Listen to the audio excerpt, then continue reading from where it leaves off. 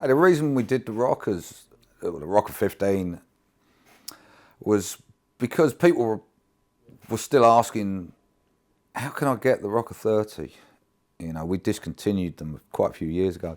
I thought, well, people like that amp, I should maybe try and do a small version, maybe a 15 watt version, you know. And another thing we were getting asked for was 1 watt amps. You can't play in a situation with a drum set with a 1 watt amp. You can with a 15 watt amp. So I've got a bedroom and headroom switch on the 15. So if it's on headroom, it's 15 watts at full power, 7 watts at half power. If it's on bedroom, it's 1 watt at full power, half a watt at half power. It means you haven't just got an amp that is a 1 watt amp. You've got an amp that can be just a 1 watt amp, but it can be used in a rehearsal as well. Obviously got the effects loop on there. I wanted to keep it small, hence 10-inch speaker, small combo, 15 watt.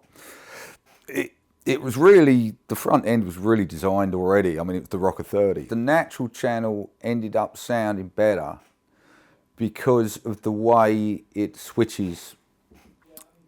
Having the effects loop there actually meant I could do the switching in a more simple way.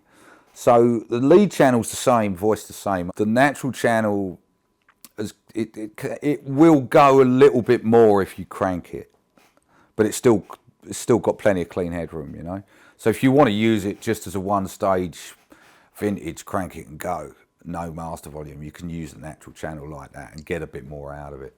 So I knew once I'd done the Rocker 15 that there would still have to be a 30 watt version. So I thought, well, I think what I'm going to do is do it with 2 15 watt output stages, you know. So you'll have 1 effect send and 2 returns. So if you're using the left return, it's mono. It's just, it works just like a normal, it works just like the effects loop on the Rocker 15.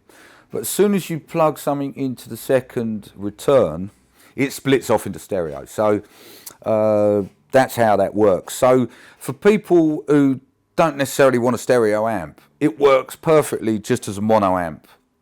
If you're not needing a stereo amp, it will work well as a mono amp. And there's no more complication involved over using the Rocker 15 or any other mono amp, really. There's so many decent stereo delays out there now, you know. I wanted an amp that can make the most of those and take up a small footprint on the stage. So again, it's a 2x10 to keep the size down and the weight down, you know. That's the reason for that. And we had such fantastic sounding 10-inch Voice of the World speakers that were coming out over 100 dB, which I was pretty pleased about. So we thought, well, these speakers sound killer, let's use those. So you got like a 210 combo stereo rig.